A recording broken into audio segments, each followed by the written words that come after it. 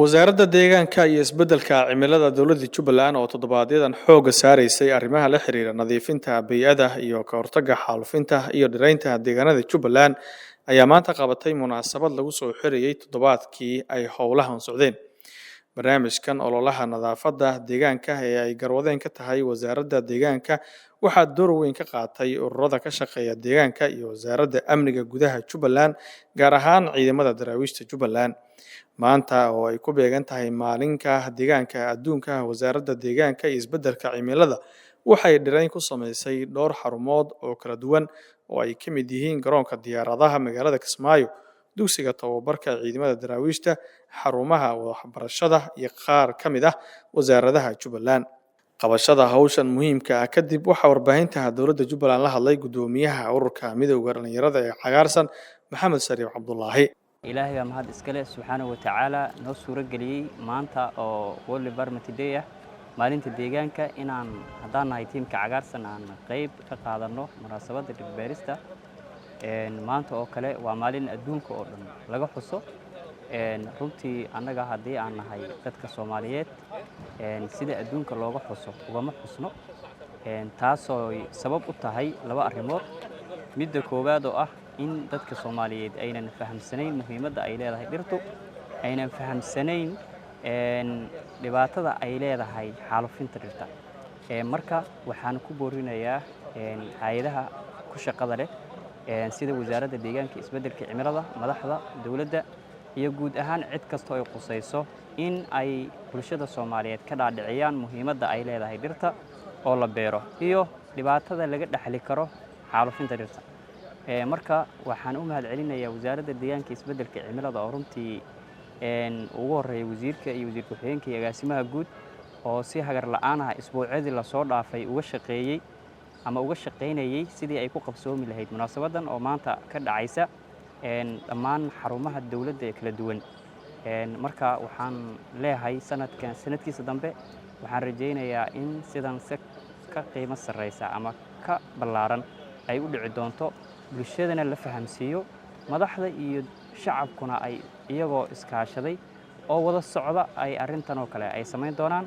wasiirka wasaaradda deegaanka iyo isbeddelka cimilada Jubbaland Mudane Ciidiid Suleymaan Xaashi ayaa ugu dambeyntii warbaahinta faahfaahin dheeraad ah ka bixiyay. waxaa sharaf noo ah maanta oo ku beegan maalintii deegaanka adduunka inaan kala qayb gelino ciidanka daraawiishta Jubbaland barnaamijkii halkudhigga sloganka sanadka ahaa ee odhanayay waxaa sanadka halkudhiggiisu yahay dib u dhiraynta iyo ka hortagga xaalufka iyo u adkaysiga abaaraha si loo helo deegaan nadiif ah oo ka fayow dhibaatooyinka isbeddelka cimiladu keenaan iyo cudurrada faafa. waxaa ciidanka daraawiishta Jubbaland ay shalayto nagala qayb galeen olole nadaafadda xeebaha degmada Kismaayo ku saabsan oo lagaga hortegayay cudurrada faafa iyo meelaha ay ka dilaacaan. maantana waxaan ciidanka kala qayb qaadanay dhiraynta xarunta ciidanka tirada tababarka ciidanka daraawiishta Jubbaland oo taliyahoodii hadda uu dhinac taagan yahay korneylkii. sharaf bay noo tahay maanta inaan kala soo qayb galno halkan dib u dhiraynta. wasaaraddu saaka waxay shaqada ka bilowday xaruntii wasaaradaha. halkaas baa shirkii ugu horeeyay oo maalinta xafladii aan ku soo gabagabeynay. kadibna waxaan qaadanay go'aan ah in dib u dhiraynta aan ka wada qayb qaadano qaybaha wasaaradda oo dhan.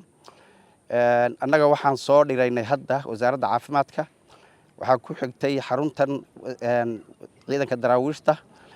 wasaaradda qayb ka mid yihiin xerada booliska, qaybta booliska Soomaaliyeed ee degmada Kismaayo bay ku maqan yihiin oo dhirtii laga tallaalayaa. gruub kalena waxay joogaan airportka Kismaayo bay dhir ku soo beerayaan oo ku maqan yihiin. tiim kale oo agaasimihii guud iyo ay gruubkaas hogaaminayaan. wasiir ku-xigeenka iyo gruub kalena waxay iyaguna soo dhiraynayaan iskuulo ka mid ah iskuullada waxbarashada ee degmada Kismaayo. operationka yagii maanta ee dib u dhiraynta ahaa gruubkii anigu aan hogaaminayay oo qaybaha soo maray.